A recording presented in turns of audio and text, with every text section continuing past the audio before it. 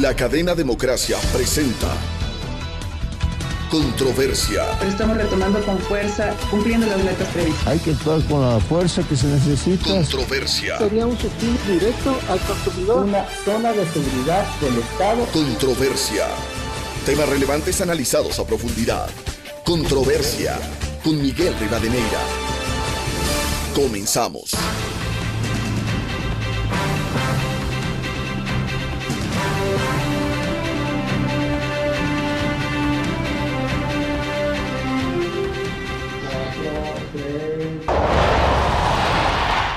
Un saludo cordial a los seguidores del programa Controversia en Escena a través de Exa FM, Democracia M y Democracia TV. Hoy queremos volver a poner en escena un tema vinculado con un sector muy importante del desarrollo económico en el país, como es el sector de la construcción, la vivienda, cómo avanzar su reactivación. Siempre es importante recordar el aporte que este sector ha dado, alrededor del 10% del Producto Interno Bruto representaba el sector de la construcción. Hoy, de acuerdo con los datos, está en menos del 7% del PIB. Hay un déficit habitacional de más de 2.400.000 viviendas en el Ecuador. Este sector es muy importante en la generación de fuentes de empleo diverso en la cadena productiva. Ha habido algunos anuncios respecto de nuevos productos para articular la política de reactivación. Sin embargo, siempre será importante lograr definición, por un lado, en las políticas públicas que de alguna manera generan seguridad en la reactivación del sector de la construcción. Es importante impulsar a este sector cuando hablamos hoy de este alto déficit de falta de empleo pleno en el Ecuador, alrededor del 70% que no tiene precisamente el empleo pleno. Quiero dar la bienvenida a nuestros invitados de este programa, al ingeniero Henry Yandún, empresario, activo, miembro de Constructores Positivos, Caridad Vela, directora de las ferias de vivienda y de la revista Clave, y el arquitecto Jorge Ramón, empresario, emprendedor e impulsor de proyectos de desarrollo. Bienvenida, bienvenidos. Quisiera empezar con el ingeniero Henry Yandún. ¿Cómo afrontar este desafío para ir desarrollando aún más este sector importante de la construcción? Muy buen día. Buenos días, Miguel, Caridad, Jorge, y a las personas que nos miran o nos escuchan.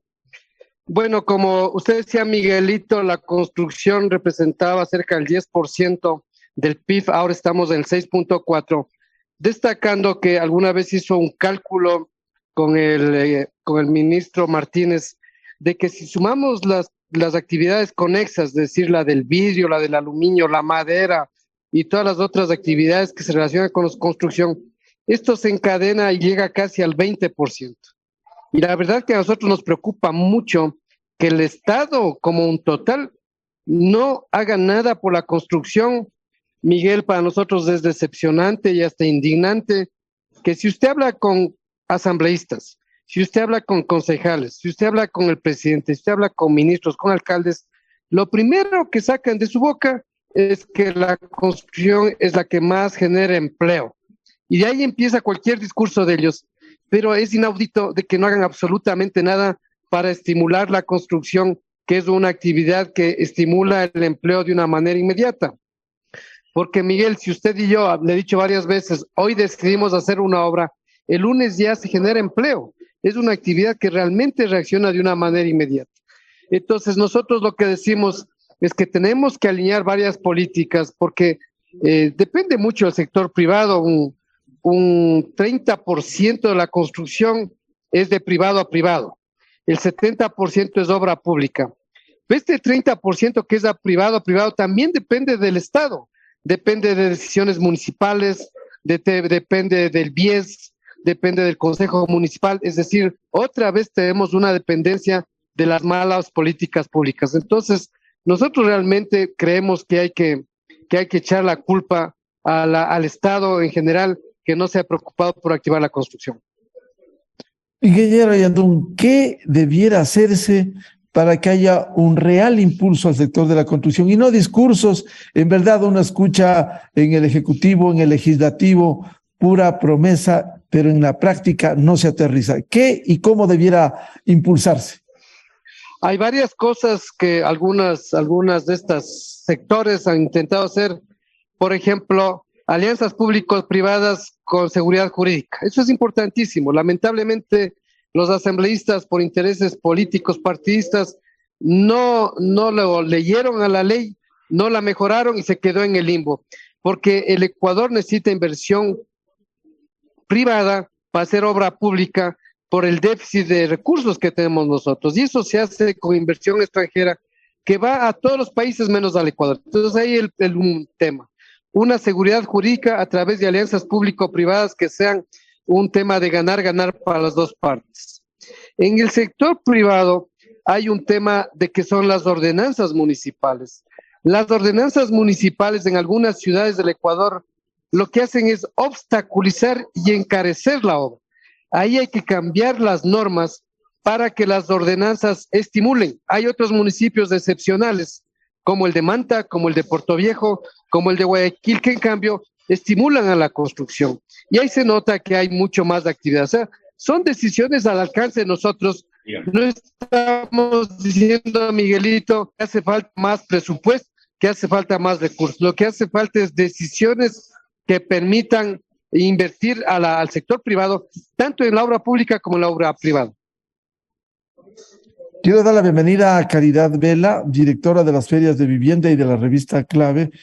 Caridad, muy buen día. ¿Cómo afrontar este desafío? ¿Qué hacer concretamente para impulsar el sector de la construcción y todo lo relacionado con la vivienda? Buenos días, Miguel. Buenos días con todos. Pues un poco dando de continuidad a lo que acaba de mencionar Henry. Él acaba de referirse a la inversión extranjera directa y a las alianzas público-privadas, y justamente en relación a esto quisiera comentar algo que parecería anécdota, ¿no? En la última década, en los últimos 10 años, Ecuador ha recibido 29,000 millones de dólares en remesas. Quiere decir, en dinero que los ecuatorianos que emigraron están logrando hacer en otras economías mundiales, y el excedente de sus ingresos lo están enviando a sus parientes en Ecuador. En ese mismo periodo, la inversión extranjera directa en Ecuador fue de 8,800 millones de dólares. Es decir, que hay más confianza de los ecuatorianos que en el peor momento de su vida tuvieron que coger sus 4 cosas y salir del país, que la confianza que pueden tener los inversionistas privados extranjeros. De hecho, las remesas superan en 318% el dinero que el país ha recibido como inversión extranjera. Y alrededor de eso también concuerdo con Henry en que es un tema de decisión que sí puede nacer en la empresa privada, pero que necesita el apoyo del aparato estatal, del aparato público. Y en este momento la coyuntura política, no ayuda mucho. Fíjese que hasta hace poco, desde los últimos años, la CONAIE ha sido un elemento gravitante en la política del Ecuador. Una conjunción de un indigenado que llega al 7% de la población que no han ganado elecciones. Sin embargo, en este momento estamos enfrentando a este grupo que está sentado en unas mesas de diálogo y está delineando y escribiendo la política económica para el país, exigiendo subsidios que tal vez no van a ser fáciles controlar, exigiendo condonación de deudas que de algún bolsillo tendrán que salir. Entonces, si bien tal vez el presidente Lasso se ha excedido en esta planificación de tratar de equilibrar el déficit fiscal, que es una muy buena decisión, digo yo, pero está sacrificando mucho para lograrlo, pues no veo cómo vayamos a recuperarnos si el poco dinero que tiene la caja fiscal va a tener que destinarse a este nuevo superministro de Economía que está sentado en una mesa delineando cuál va a ser la política económica del gobierno en los siguientes años. Tanto así que ahorita todos los empresarios de cualquier actividad económica que seamos, estamos un poco pendientes de contar los 90 días de esta ventana de oportunidad que el señor Leonidas Issa nos ha dado para que planifiquemos nuestras actividades, porque terminando los 90 días, si es que el señor no está a gusto con lo que el Estado gratuitamente le está dando, pues quién sabe, vamos a tener otra manifestación social. Y estos 18 días que tuvimos de manifestación en julio, aunque usted no lo crea, y las cifras lo demuestran, fueron de gran impacto económico. Hay mucha gente que dice, no se quejen tanto, solo fueron 18 días. No, el impacto económico fue brutal y se puede ver en cifras en todas las actividades socioeconómicas, sobre todo en la concesión de créditos hipotecarios, en los trámites de construcción. Toda la ralentización que eso ocasionó es realmente complicada. Entonces, sí, yo concuerdo, son una cantidad de factores micro, pero que necesitamos un paraguas macro que nos dé cierta seguridad jurídica, cierta seguridad y ámbito de acción de, por lo menos, alguna certeza para poder seguir invirtiendo y seguir trabajando. Y bueno, también hay problemas locales ya en cada municipio y ese tipo de cosas, pero todo parte por una decisión política que debe ser el paraguas que cubra la reactivación en este sector. Caridad, ¿y cuál sería ese paraguas necesario que permita generar confianza, seguridad en el desarrollo del sector de la construcción? Bueno, lamentablemente en este momento estamos en manos de una intrincada confabulación en la Asamblea Nacional. ¿Qué necesitamos? El ecuatoriano tiene que tener capacidad adquisitiva y capacidad de endeudamiento para poder comprar vivienda. El sector inmobiliario se promociona como un sector que trabaja para hacer realidad el sueño más grande que todo ser humano tiene, que es el tener casa propia. Pero detrás de ese sueño, que es solamente la conclusión de una actividad económica, está un potente detonante de actividad económica, que es lo que mencionó Henry, una concatenación muy bondadosa que dinamiza otras actividades económicas, pero sobre todo, Miguel, está la generación de empleo, que bien lo dijo Henry, el día que uno empieza un proyecto, ese día empieza a generar trabajo para mano de obra calificada y sobre todo, más interesante, para mano de obra no calificada. Volviendo a la coyuntura política, estamos casi un año ya esperando la famosa reforma laboral. Y en esto sí no hay cómo culparle al presidente. ¿Con qué ánimo va a enviar una reforma laboral a la Asamblea Nacional cuando tiene 12 votos a favor? Entonces, realmente, si es que no logramos superar esta especie de limbo en el que estamos, el presidente Lasso, que es el presidente por el que la mayoría de ecuatorianos votó para que gobierne este país, no tiene capacidad de acción, no tiene capacidad de ejecución. Algunas cosas las podrá hacer a través de decretos, pero este macroparaguas que necesitamos necesariamente debe pasar por la Asamblea Nacional y necesariamente debe contar con su apoyo. Ahora, ninguno de los legisladores que estén en la Asamblea Nacional logró el porcentaje de votos que logró el presidente Lasso. Entonces ellos, en función de hacerse un mea culpa, deberían decir, a ver, no, más del 50% de ecuatorianos sí votaron por él.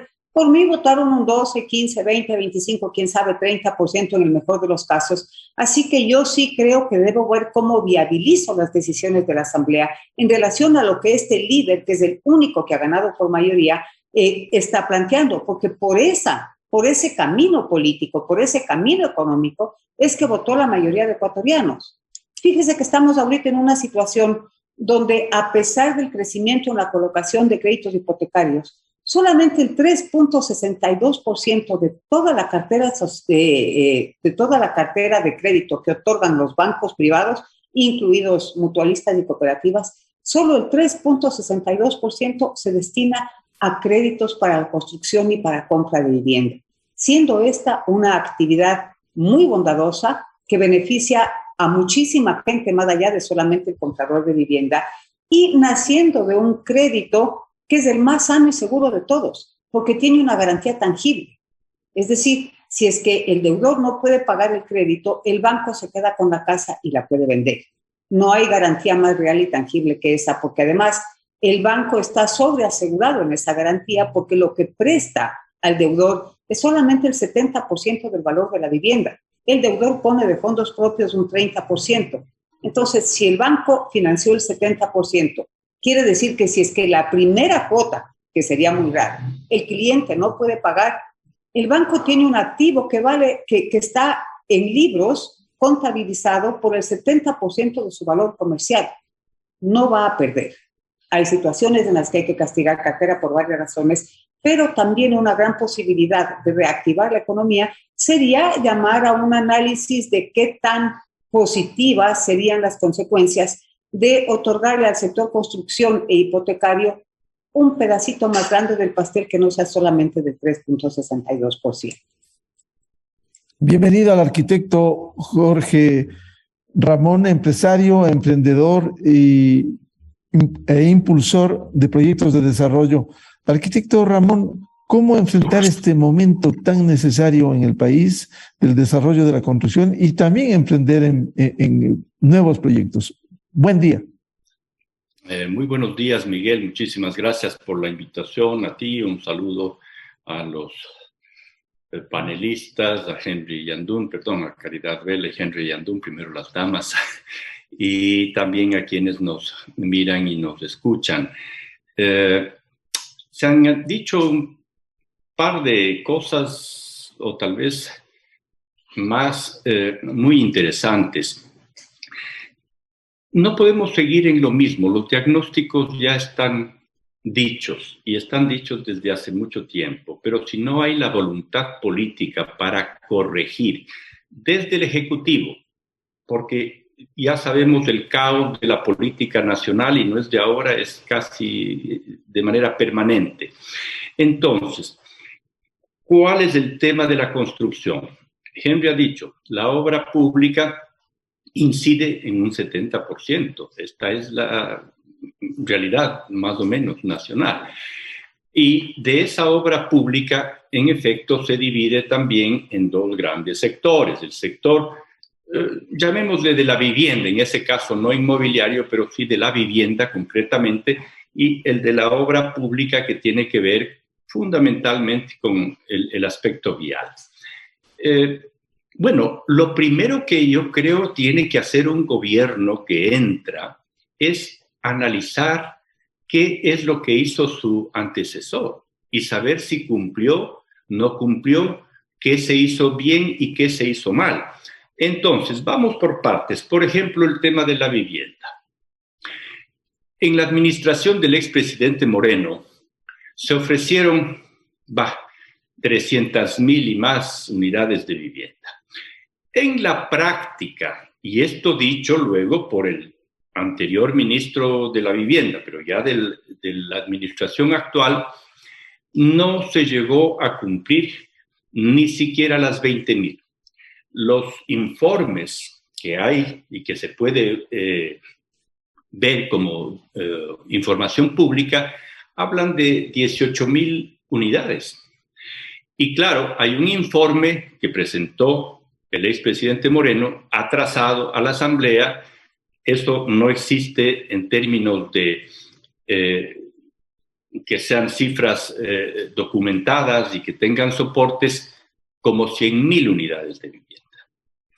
Entonces, esto es verdaderamente una tragedia, porque si analizamos, por ejemplo, los presupuestos del Ministerio de Desarrollo Urbano y Vivienda y luego de la empresa pública, en principio la creada por la administración del expresidente Correa, Hábitat y Vivienda, que luego le llamaron Casa para Todos y que ahora ya tiene otro nombre también, a la que, dicho sea de paso, yo me opuse a su creación, porque ya sabíamos lo que iba a pasar y qué es exactamente lo que ha pasado. Bueno, a partir del año más o menos 2017 se gastan en ese presupuesto del Ministerio de Desarrollo Urbano y Vivienda unos 170 y tantos millones de dólares, año 17, 18, 50 y tantos, 19, 185.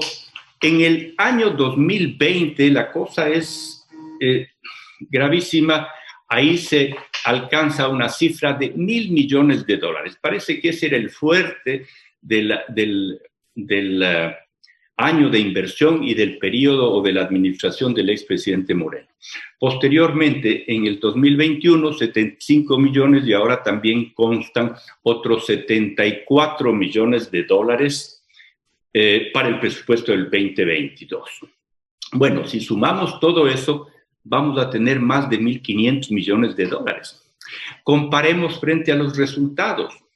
a los resultados reales y dichos y analizados ya por el ministro de la actual administración. Pues es que no tiene nombre, porque son 1.500 millones de dólares que hay que dividir para 20.000 unidades de vivienda, para hacer en números gruesos, porque la actual administración no llega a las 2.000, no llega a 2.000, más allá. Y esto es una crítica, pero una crítica constructiva, que el señor presidente Lasso, pues ojalá la tome a bien. En el informe a la Nación igualmente nos dijo que estaban previstas hacer 400.000 intervenciones, de las cuales ya 100.000 se habían hecho.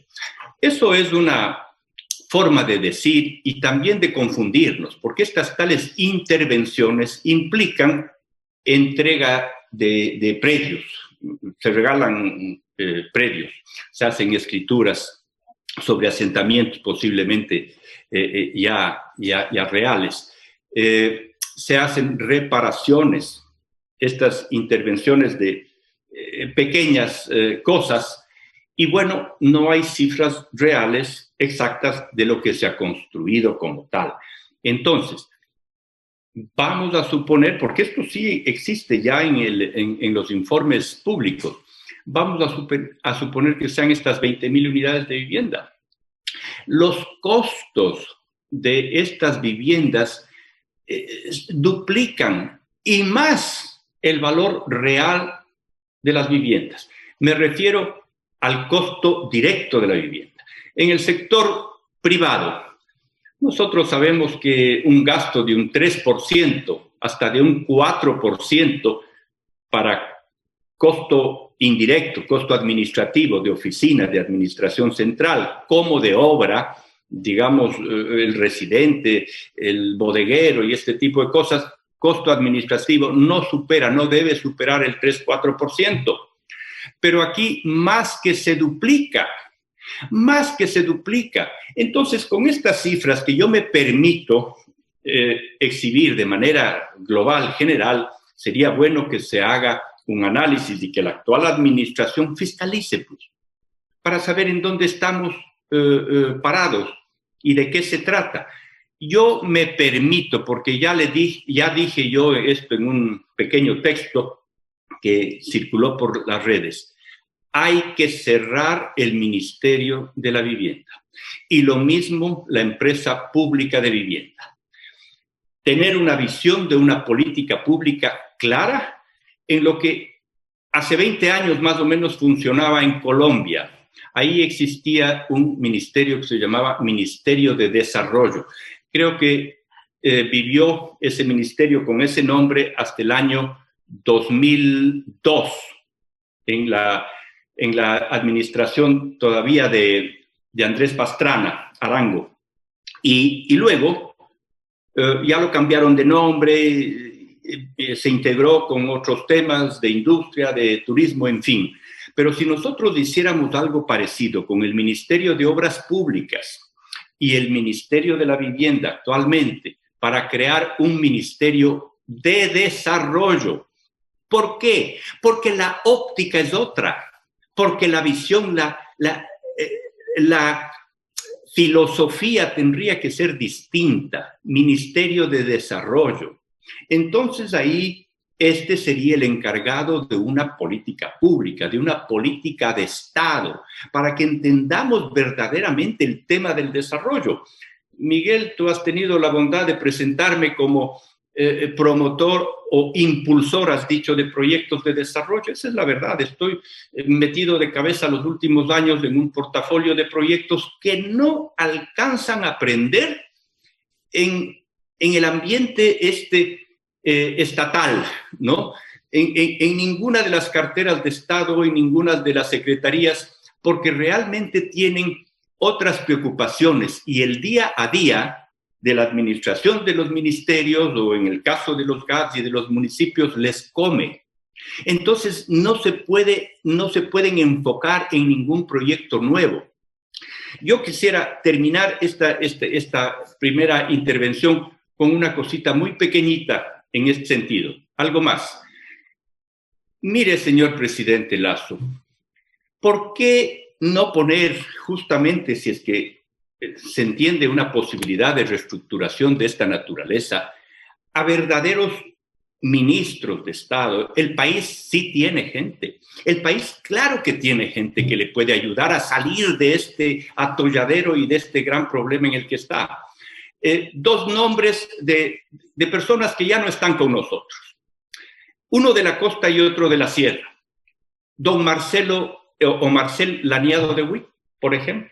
Un perfil de esa naturaleza. Don Rodrigo Paz Delgado, un perfil de esa naturaleza.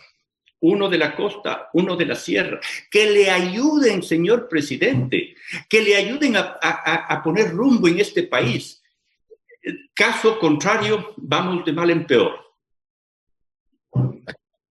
Vuelvo con el ingeniero Henry Yantún. ¿Cómo impulsar en este marco de análisis que se ha hecho las alianzas público-privadas, dar seguridad jurídica que es tan fundamental y con ello mayor inversión? En las alianzas público-privadas, luego de que fracasó del gobierno de cambiar la ley, digamos que se han atenuado. Nosotros lo que creemos, Miguel, es que al gobierno hay que exigirle ahora una inversión, como yo le llamo, dura y pura, porque una alianza pública o privada hay que hacer en el Ecuador, pero son procesos que demoran mucho tiempo, que si en este momento tomamos la decisión, lo veremos en 3 o en 4 años, entonces lo veremos en 3 o 4 años, y eso no es lo que necesita el país, necesita algo más rápido. Las carreteras se están dañando, edificaciones se están dañando, las escuelas se están cayendo, literalmente se están cayendo. Entonces el gobierno tiene que hacer inversión pública, dejándose de hacer ahorros exagerados, porque si no hace eso, el costo de reposición va a ser muy alto. Pero vamos al respecto de la vivienda, Miguelito. El dato preciso es que hay 665,000 viviendas de déficit cuantitativo. Los 2.700.000 que usted mencionó incluyen las cualitativas, es decir, que hay viviendas que no están muy bien, pero hay viviendas. Pero las que faltan son 665,000. En el Ecuador apenas hacemos 87,000 por año. No, hay 87,000 nuevos hogares por año, o sea, se suman 87,000 hogares por año y apenas construimos 40,000. Eso, el déficit sigue creciendo. Pero imagínense lo que dice ahorita mi colega Jorge, dice, el gobierno tiene presupuestado 74 millones para este año. Si la vivienda ponemos las de rurales, digamos, de $25,000, es decir, el presupuesto es de 2.960 viviendas. O sea, es absolutamente nada, 2.900 viviendas contra un déficit de 665,000 viviendas y contra una creación de 87,000 nuevos hogares cada año. Yo creo que nosotros necesitamos que el presidente Lasso se transforme en un estadista que resuelva el problema de vivienda, no solamente por resolver la vivienda, sino que esa es una herramienta que muchos gobiernos han usado para reactivar la economía de los países. Solo tiene que levantar a ver qué es lo que hacen en México, qué es lo que hacen en Perú, qué es lo que hacen en Colombia, y le ven a la creación de vivienda para las clases populares donde hay más déficit, una buena oportunidad. Le doy otro dato. De este déficit de 665,000 viviendas, 286,000, menos de la mitad, son urbanas y 378,000 son rurales. Y adivine dónde hacemos las viviendas, en la parte urbana.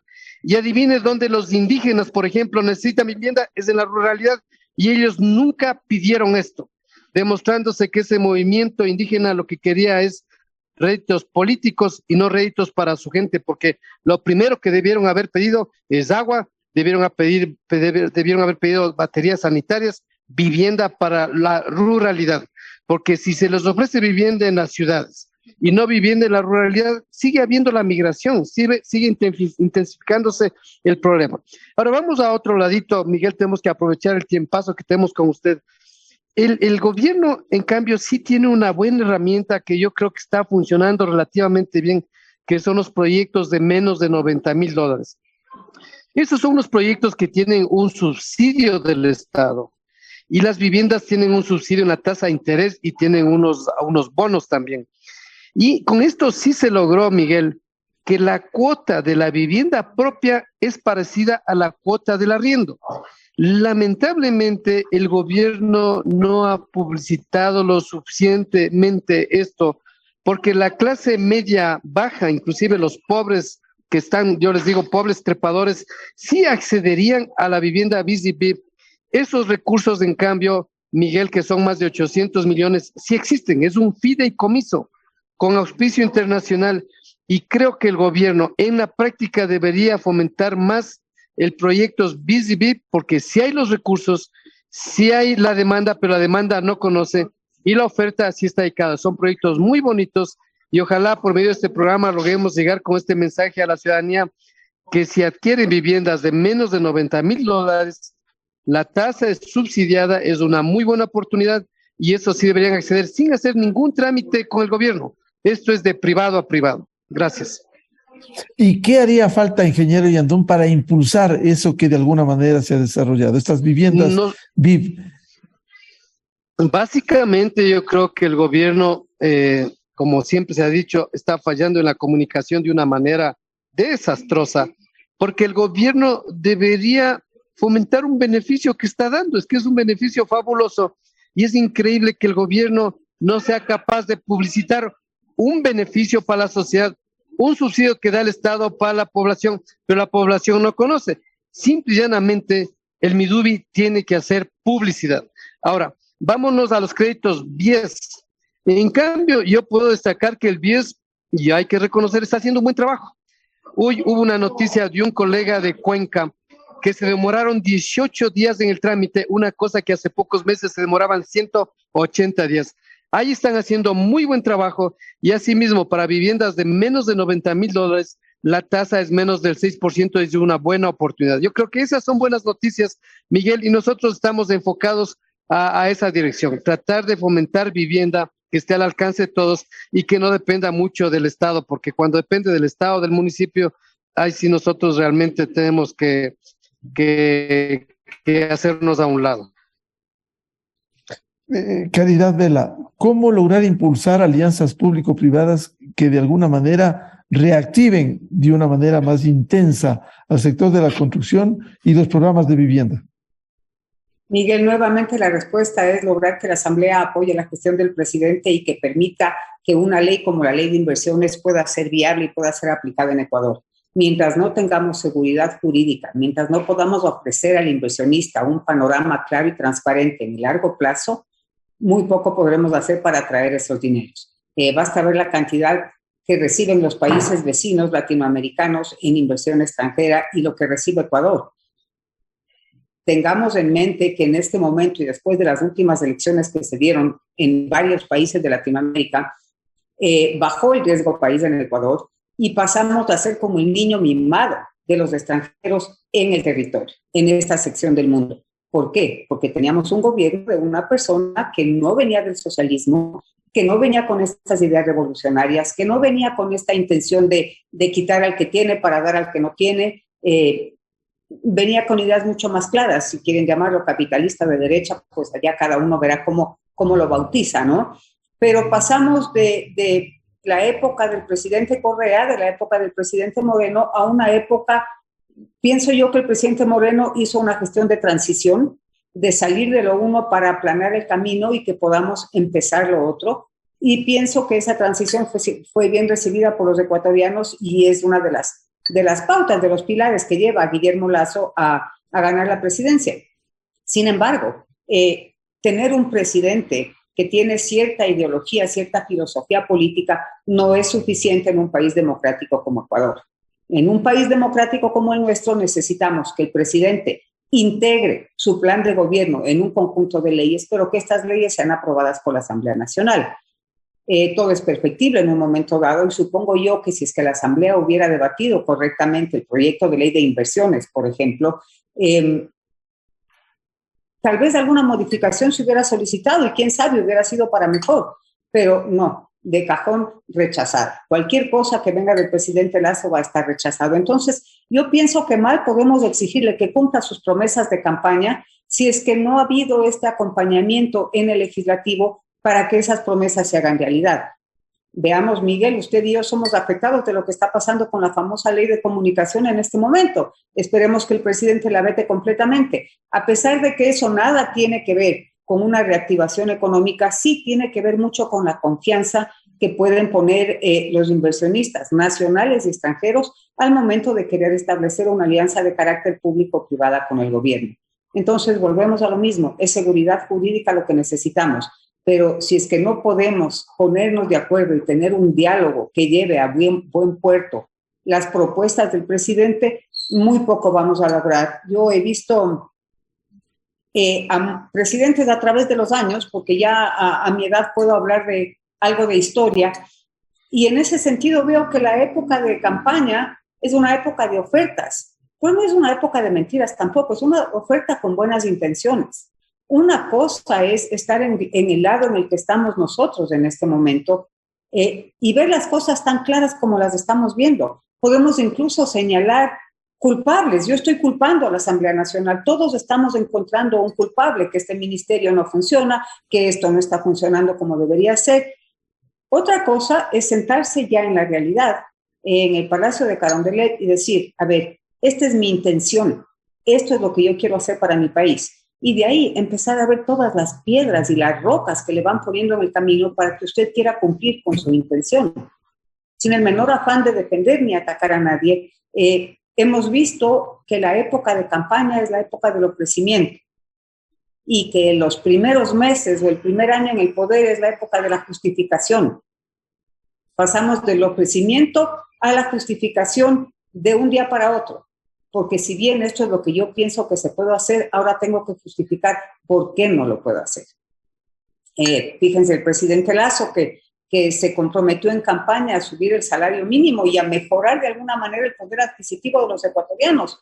Cuando finalmente lo hizo, hubo mucha gente que le criticó. Le criticaron porque era muy poco, le criticaron porque era mucho en una etapa post-pandemia donde la empresa privada, que es la que carga buena parte de esa responsabilidad en los hombros, no estaba lista para asumir ese costo.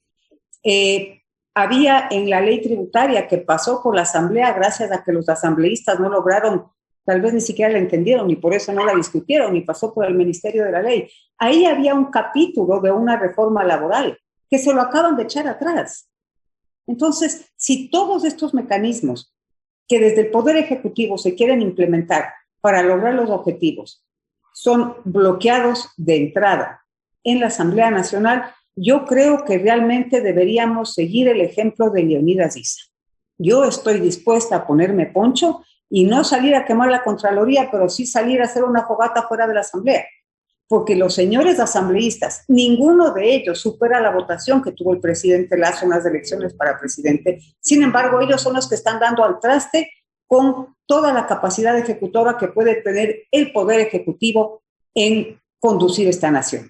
Entonces, además que ahora gozamos de una especie de liberalidad para poder actuar y protestar, porque si el señor Issa está libre después de todo lo que hizo en julio y acordémonos también de octubre de 2019, pues yo tengo patente de corso para hacer lo mismo que él, si es que me dan las energías y mi capacidad de convertirme en un ser violento, pero yo tengo patente de corso para hacer lo mismo que él hizo y nadie tendrá cómo juzgarme, peor imponerme el peso de la ley, porque estamos dando un ejemplo de que una persona que no ha ganado elecciones, que ni siquiera es asambleísta, o sea, ni siquiera tiene la capacidad de alzar la mano para rechazar las buenas iniciativas, está ahorita sentado delineando la política futura de Ecuador. Él está ahí sentado delineando la política futura de Ecuador. Entonces, si es que nosotros tenemos buenas ideas, como seguramente él piensa que las tiene, pues yo creo que es hora de que vayamos nosotros y imitemos lo que él hizo, que está visto que funciona, pero frente a la Asamblea Nacional, que es la que está bloqueando cualquier posibilidad de reactivación que pueda tener el país. Arquitecto Jorge Ramón, ¿cómo lograr alianzas público-privadas que permitan reactivar de una manera más intensa el sector? Y por otro lado, ¿cuánto juega la institucionalidad también que se ha reclamado el acompañamiento no solo del Ejecutivo, sino del Legislativo? Permítame, Miguelito, una expresión coloquial. Las alianzas público-privadas son el cuento del gallo pelón. No hay posibilidad alguna, ya estamos cansados. Las últimas fueron del 2017 y se han hecho 3 o 4 alianzas público-privadas en el país. Una, la más grande, la más significativa, precisamente la de el puerto de Pozorja, ¿cierto? También en Machala otra similar, pero han sido para este tipo de proyectos de infraestructura portuaria las que conocemos y no más, absolutamente no más. Entonces, esto que tiene una ley que, por supuesto, luego fue modificado el reglamento en los últimos meses de la administración de Moreno, claro, con una modificación, pero perversa, ¿no es cierto? Perversa, porque el concepto de la alianza público-privada es para que a través de los procesos y los concursos internacionales se beneficie el Estado primero, ¿cierto?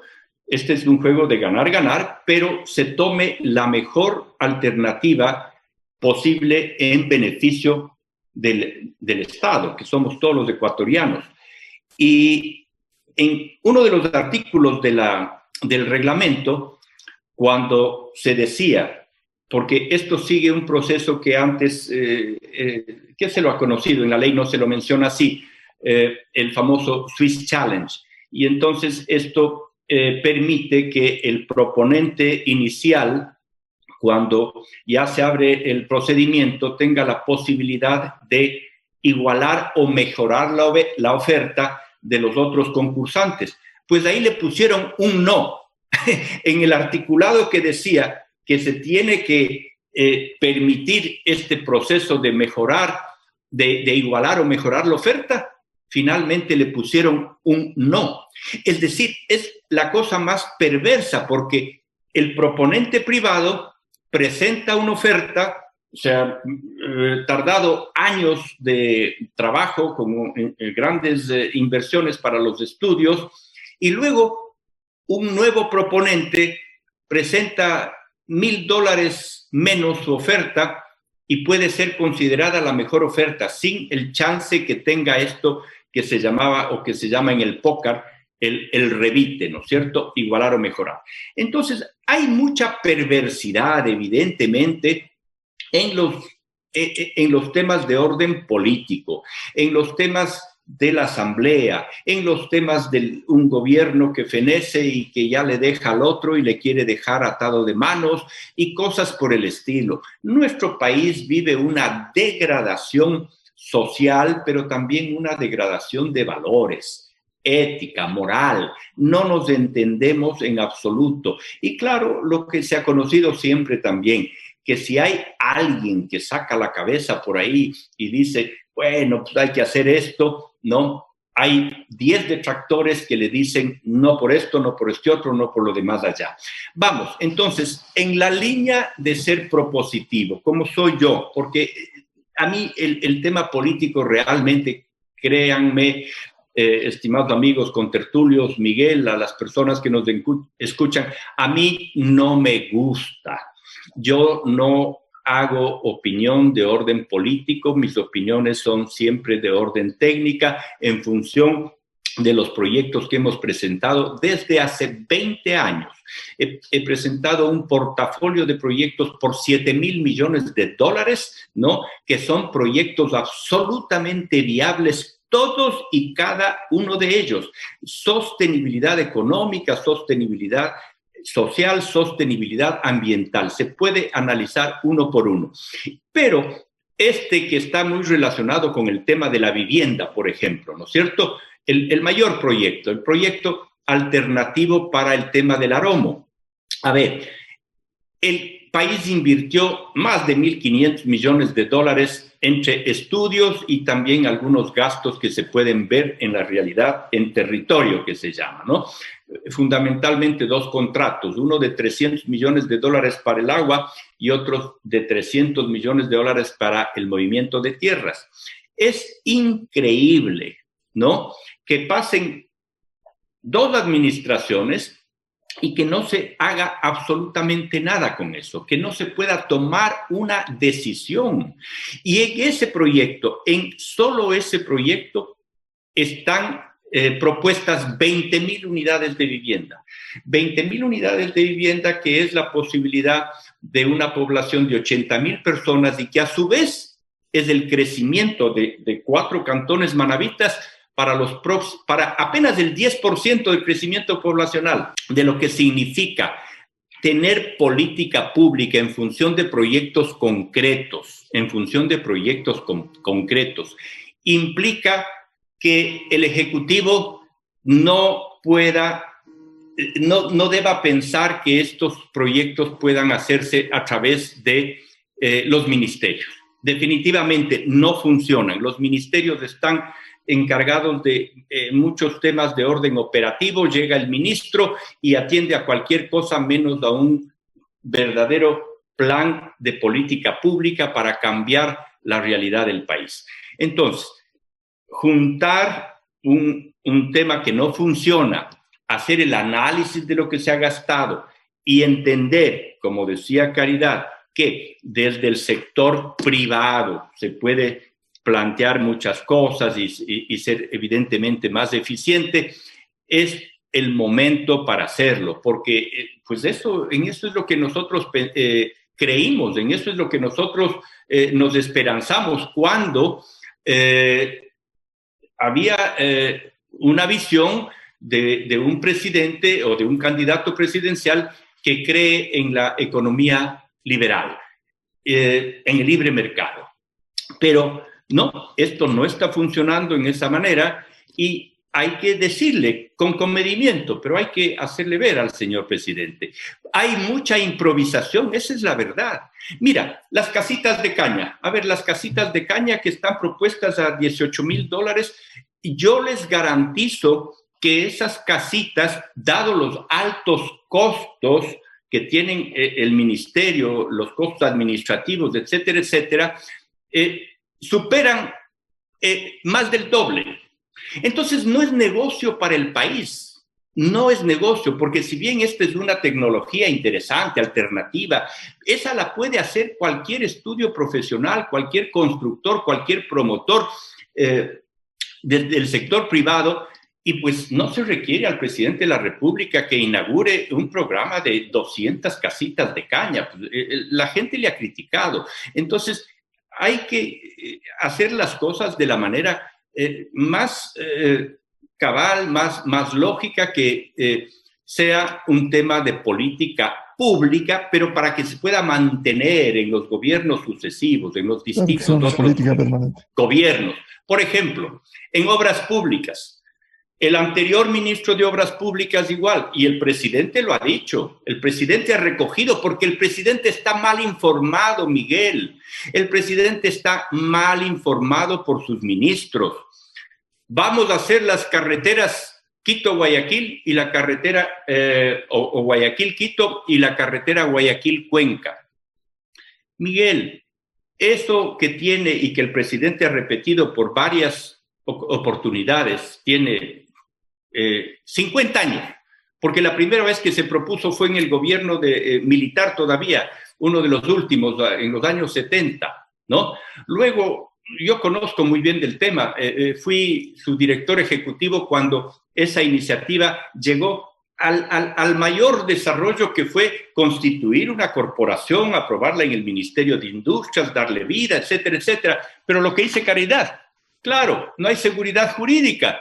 Cuando estaba todo listo en esa misma administración, fue del presidente Gutiérrez, bueno, la corporación, que nos costó un trabajo al sector privado para la promoción, para muchos estudios de los estudios preliminares, con decreto ejecutivo decidieron que pase al Ministerio de Obras Públicas. Es decir, bueno, una tomadura de pelo, ¿no es cierto? No hay absolutamente seriedad para estas cosas. Y ahora es inoportuno, porque 400 kilómetros casi, 380 kilómetros por la línea esta que se llama la ruta de los aviones, que es una línea recta para ganar unos 40 kilómetros yendo por el tramo normal de la Aloha Santo Domingo. No, hay que hacer un nuevo paso de la cordillera. Esto ya se conoce, esto ya se sabe, se sube a lo alto del páramo del Cantón Siccho, se baja por la Maná, Valencia, y se empalma con la Santo Domingo Quevedo. Bueno, eso cuesta ahora $8,000 millones. En época del expresidente Gutiérrez, en el año 2003, el Ecuador tenía 10,000, 12,000 millones de dólares de endeudamiento. Y entonces, por ahí pensar en unos 4,000 o 5,000 millones de dólares en un proceso que igualmente pueda ser para 2 periodos, 2 administraciones, en fin, más o menos era viable. Hay que comenzar, sí, algún momento hay que comenzar, pero si el presidente Lasso comienza ese tema ahora, como ha dicho Henry, no termina ni siquiera de contratar o por lo menos de recibir los estudios, porque hay 2 vías, o bien alianza público-privada, pero ¿quién va a invertir si un proyecto de esos no tiene repago? Eso tiene que ser obra pública. Las carreteras se dan en concesión básicamente para los temas de mantenimiento, no para la inversión, peor de $8,000 millones. Eso es. Entonces, ¿qué quiero decir con esto? Que hay mucha improvisación, que viene el señor ministro, desempolva cualquier proyecto, el que se le ocurra. Obviamente no tiene ningún conocimiento, no tiene ninguna información, pero lo dice. Y le hace meter la pata al presidente. Perdóneme, presidente Lasso, que utilice este lenguaje coloquial, pero es que tanto el ministro de la Vivienda como el ministro de Obras Públicas le malinforman. Entonces usted dice cosas que no son prudentes. Se ha dicho también en el mensaje a la nación que se ha disminuido en 4% el déficit habitacional. 4%. Pues esto es una locura. Si apenas se han construido menos de 1,000 unidades de vivienda en lo que fue la administración del ministro, que ahora, por su buen comportamiento, le han ascendido a ministro de Obras Públicas. Perdóneme, y sin que sepa absolutamente nada en materia técnica. Yo me acuerdo... Caridad tuvo la bondad de invitarme también a la última feria que ella organizó y estaba ahí el panel de todos los gerentes de los mayores bancos del país. También le vi al ministro que andaba por ahí dándose las vueltas porque no es un actor principal. El Ministerio de la Vivienda y la empresa pública de vivienda no son actores fundamentales ni principales en este tema. Pero se requiere liderazgo. Si quiero volver con el ingeniero Henry Yandún, ¿cuánto debieran aportar las instituciones? Y quiero referirme al papel de los gobiernos autónomos descentralizados para articular esta política que requiere el país. En cuanto a lo que es vivienda, Miguel, yo creo que los municipios pierden una tremenda oportunidad. Yo regreso al tema de la vivienda de interés social en este caso, que son de menos de $40,000, donde los municipios, entre comillas, los municipios avispados, ágiles, proveen terreno con facilidades para que los constructores hagan ese tipo de obras. En cambio, hay otros municipios que no aprovechan esto y no están construyendo vivienda de interés social o vivienda de interés público en sus cantones. Aquí hace falta mucha iniciativa de los alcaldes, porque le reitero, esos recursos para las viviendas de menos de $90,000 existen. Eso no depende del presupuesto. Son como 800 millones y pico de dólares que ahí están, y eso sí se está usando, no con la velocidad que nosotros quisiéramos que se utilice. Entonces, la activación es por lado de los alcaldes. Hay alcaldes muy ágiles que le ven a la construcción como un aliado para desarrollar sus ciudades, y hay otros alcaldes o consejos que le ven a los constructores como enemigos a los que hay que atacar. Pero yo quisiera quedarme, porque usted pues sí te los va a cortar, Miguelito, es de que primero quiero dar 2 mensajes importantes. La una es que el sector privado, que más o menos teníamos que hacer los $3,000 millones anuales como deber, al paso que vamos a llegar a los $3,180 millones en lo que es privado a privado, la obra privada a privada. Y eso yo creo que es una buena noticia. Es decir, se está vendiendo más básicamente porque hay más empleo adecuado, se está creciendo el empleo, cuando la gente tiene más empleo adecuado, compra sus viviendas. Nosotros en el 2021, en el primer trimestre, habíamos reducido 16% del PIB, nuestro sector de la participación en el PIB, y ahora estamos en el menos 0.5, o sea, casi que estamos igualándonos un poquito, no estamos bajando más, lo cual es buena noticia. Ahora, ¿qué hacer, Miguel? Yo para tratar de dar soluciones, ya hemos hablado de difundir este beneficio de la vivienda de interés social. Las alianzas público-privadas no hay que desechar de todas maneras, sino que necesitamos más agilismo y que haya una actitud de la población, sobre todo, Miguel, y una actitud de los políticos de que piensen que la alianza público-privada no es traicionar no es traicionar a la patria, que mucha gente dice en la asamblea. Esta es una oportunidad de que la sociedad se beneficia con recursos de terceros y los terceros tienen que ganar plata. Es el tema de las autoridades que nosotros elegimos, porque nos quejamos de las autoridades, pero nosotros somos los que elegimos, Miguel, y se aproximan las elecciones de las ciudades. Y nosotros, aprovechando este programa, yo quiero dar un solo mensaje que como consultores positivos vamos a luchar, es de que pensemos por quién votamos, pero no únicamente por el alcalde, Miguel, sino sobre todo, y en Quito, por los concejales. Los concejales y las concejales son lo peor que tiene la ciudad de Quito, que le hacen ingobernable a la ciudad. Son gente que no tiene preparación, no tiene conocimiento, tienen una oposición a las iniciativas privadas, realmente no han hecho una sola ordenanza para fomentar el empleo en Quito. Es inaudito. Usted cuando entreviste a un concejal, dígale cuál ha sido su iniciativa mientras ha estado acalentando el asiento, recibiendo un sueldo para fomentar un puesto de trabajo en Quito y no tienen respuesta. Es inaudito eso. Entonces nosotros los quiteños y los ecuatorianos en general deberemos ahora fijarnos bien en la hoja de vida de cada ciudadano. Es fácil ahora ver el récord judicial, es fácil ver a qué se dedican para realmente votar como concejales y concejalas a personas que tengan preparación, que tengan ética, que sean honestos, porque para mí la ciudad de Quito sobre todo es obstaculizada por las elecciones que nosotros mismos hacemos de los concejales, y eso pasa en varios cantones del país, porque nosotros estamos activos en todo el país, y es realmente una pena, como es una pena, una tristeza, da hasta lástima, con las excepciones del caso, obviamente, de los concejales que nosotros tenemos y también de los alcaldes. Que yo creo que para sacar algo positivo en su programa importante que escuchan muchas personas, es decirles, por favor, votemos pensando para no estar quejándonos después. Claro, es importante lo que dice el ingeniero Henry Ando, un voto responsable, cualquiera que sean los candidatos, pero quienes vayan a servir precisamente a la ciudad, al desarrollo y al país. Caridad Vela, ¿cuál debiera ser el papel que acompañen los gobiernos seccionales precisamente hoy que estamos en vísperas de elecciones? Miguel, yo creo que en ese sentido, pues lo que estamos viviendo, sobre todo en el Distrito Metropolitano de Quito, es un símil con lo que estamos viviendo en el país.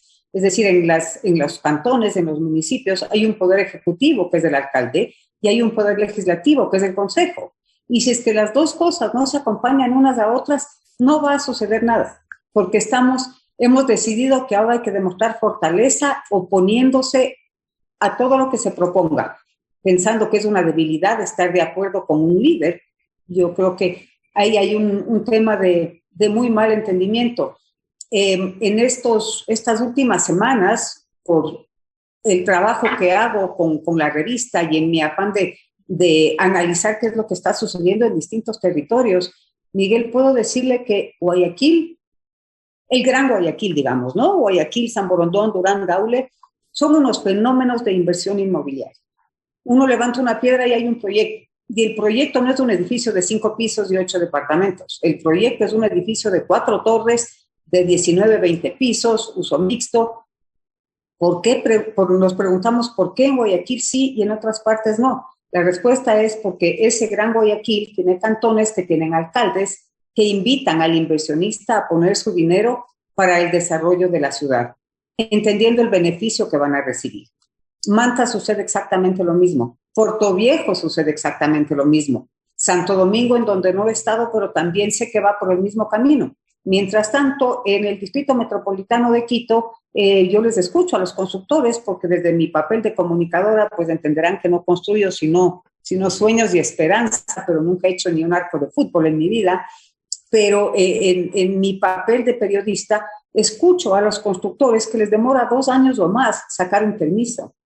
Y que luego hay una competencia no tan sana entre los mismos constructores, que cuando uno sale con un proyecto y baja un poco el precio, el resto de la oferta en la zona, pues hay que callarle, ¿no? Hay que no permitirle, hay que hacerle que se demore más en que le den los últimos permisos. No hay un acompañamiento a nivel de gobierno local, ni siquiera tampoco a nivel de la sociedad privada que está invirtiendo. Ahora, quisiera, Miguel, terminar con una nota positiva, resaltando algo que dijo Henry Andún en relación a que la política viviendista debería estar enfocada a que se logre un producto final cuyo valor de compra equivalga a una cuota de un crédito hipotecario, equivalga a lo que el ciudadano está pagando por concepto de arriendo en este momento. Y quiero decirle también, el electo Ramón mencionó la Feria de Vivienda Clave en abril, donde sí tuve a los gerentes de los 5 bancos más grandes del país inaugurándola. Y Antonio Acosta dijo ahí algo muy interesante. Dijo que los bancos disponían de $2.100 millones para colocar en créditos hipotecarios este año. Al momento, bueno, al cierre de junio, que son las cifras oficiales que tengo, de esos 2.100 millones se han colocado 827 millones. El BIES ha colocado también a junio $325 millones y su meta es colocar 752 millones.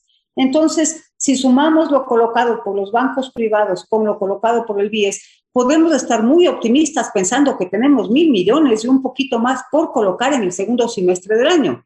Si es que las condiciones de trabajo no son favorables y no tenemos que otra vez parar por decisiones de terceros.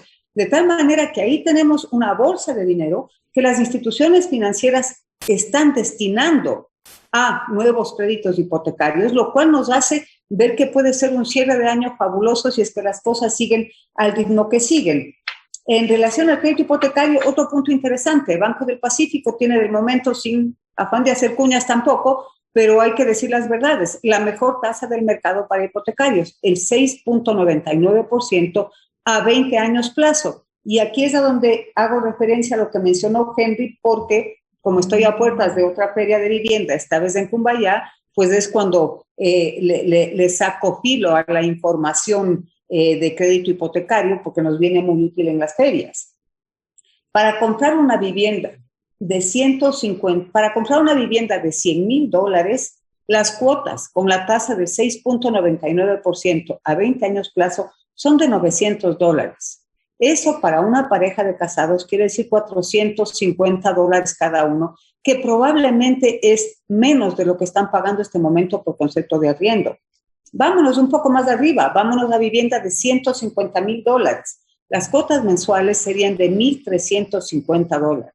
Y si queremos subir y hacer un poco más exquisitos, irnos a vivienda de $250,000, que ya estamos hablando de otro segmento socioeconómico, las cuotas mensuales serían de $2,250.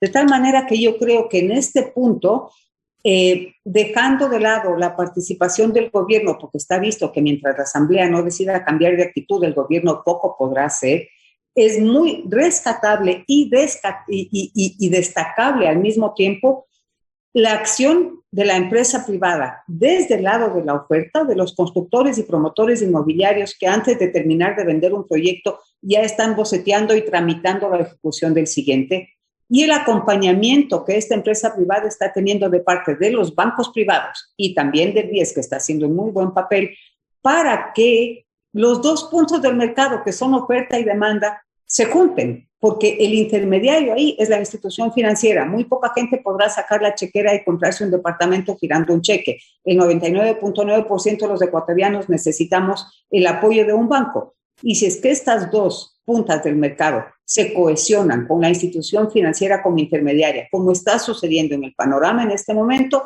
pues podemos dejar a la Asamblea que siga peleando con qué hace y qué no hace, mientras nosotros como empresa privada tenemos que dedicarnos a sacar adelante el país, porque está visto que si no somos nosotros, pues poca ayuda vemos que vayamos a recibir en el horizonte.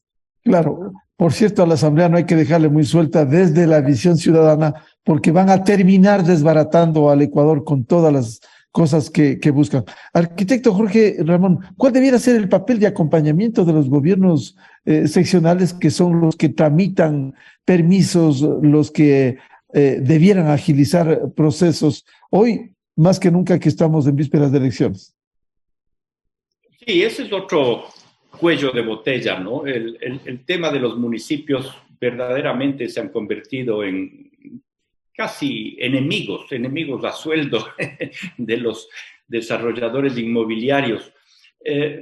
Y eso tiene que cambiar. Es decir, existe una politización tan grande y tan grave en el Ecuador que todos estos temas tienen que seguirse corrigiendo. Pero yo quisiera también referirme a dos cosas que ha dicho tanto Henry Yantún como Caridad Vela.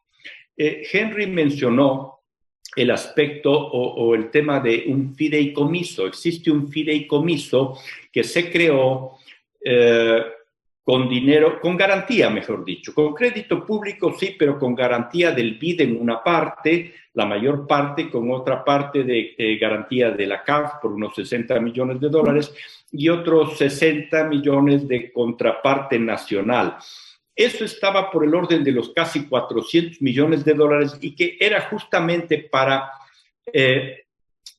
ayudar en el subsidio de la tasa de interés, porque comenzó con una tasa de interés de apenas del 5%, ahora es un poquito más, pero eso es una gran ayuda, evidentemente, para la compra de vivienda, para el crédito hipotecario, sobre todo en los sectores más de vivienda más económica, vivienda de interés social y vivienda con subsidio. Pero resulta que, y es que hay que decirlo, pues, sería bueno saber si es que existe ese fondo y no se ha invertido en ninguna otra cosa, porque tenemos conocimiento que en esta administración, dicho en una reunión por la actual ministra, se ha invertido para compra de cartera hipotecaria alrededor de $60 millones de ese fondo. De tal manera que yo no asevero nada, yo solamente pregunto si es que esto ha sido así. ¿Tuvieron la autorización del BID? ¿Tuvieron la autorización de la CAF?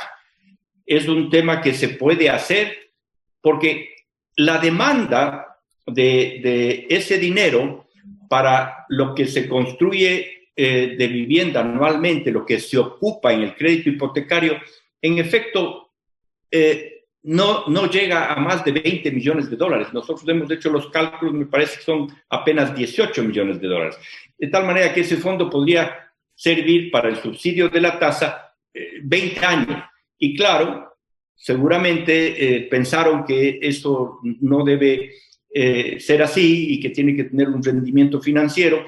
Entonces pregunto yo, si se ha ocupado para compra de cartera hipotecaria el Ministerio de la Vivienda o Casa para Todos, como se llame ahora, ¿está preparado para manejar el tema de esa cartera hipotecaria? ¿Es función del ministerio? Ya comenzamos nuevamente a improvisar y a cambiar las cosas y a hacer lo que a cada administración se le ocurre que es mejor. No hay política pública. Y claro, cuando se menciona que se vende y que se está vendiendo muy bien en Guayaquil, en Manta, en otros lados, evidentemente se está vendiendo para sectores mucho más altos, que demandan otro tipo de vivienda, pero la misión del Estado, la obligación del gobierno tendría que ser la de promover la vivienda de interés social y de forma masiva. Y de forma masiva. No puede ser entonces que 5 años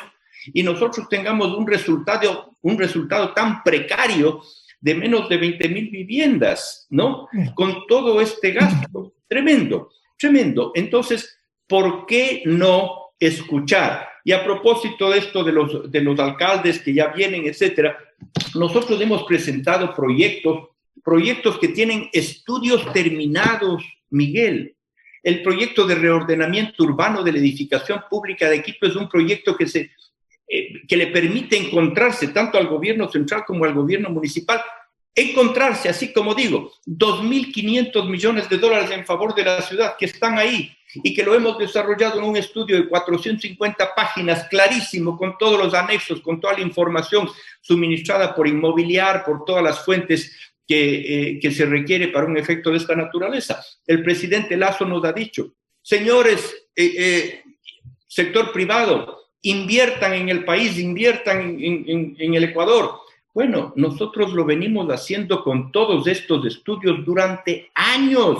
Y entonces, si se trata de un portafolio de 7,000 millones de dólares en proyectos, ya se puede imaginar quien nos escucha que los estudios pues tendrán un valor, ¿no es cierto? Que evidentemente esos estudios tienen su costo, pero no se quiere oír al empresario privado, no se quiere oír al sector privado.